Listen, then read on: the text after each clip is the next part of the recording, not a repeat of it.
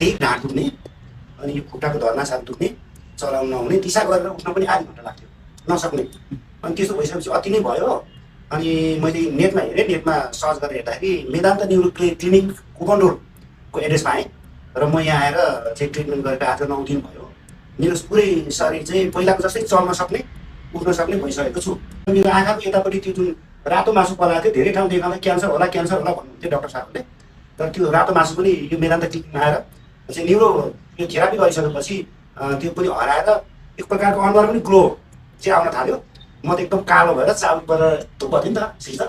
अनि त्यो तपाईँको यो जुन उपचार पद्धतिले जिउ पनि हल्लुङ भएको छ, खुट्टाहरू चलाउन ढाड चलाउन सजिलो भएको छ र मेरो फेसमा पनि एक प्रकारको ग्लो आउन थालेको छ। मलाई त्यो जाँगर पनि एकदम राम्रो ढङ्गले काम गरौँ हल्का भएको छ र पहिला चाहिँ अति धेरै निद्रा लाग्ने, जति बेला पनि निद्रा लाग्ने डाक्टर साहबले छुँदै हुन्थ्यो म निदाइहाल्ने ठाउँ हुन्थ्यो। निद्रा पनि एकदम ठिकमा छ, म ठिक टाइममा सुत्छु, ठिक टाइम निद्रा लाग्छ। मेरो त्यो जुन यो पाचन प्रणाली पनि बडो राम्रो भएको छ र मलाई हेरिरहनु हुने सम्पूर्ण दाजुभाइ दिदीबहिनीले आग्रह गर्न चाहन्छु, यो कुपनडोरमा छ मेदान्त क्लिनिक।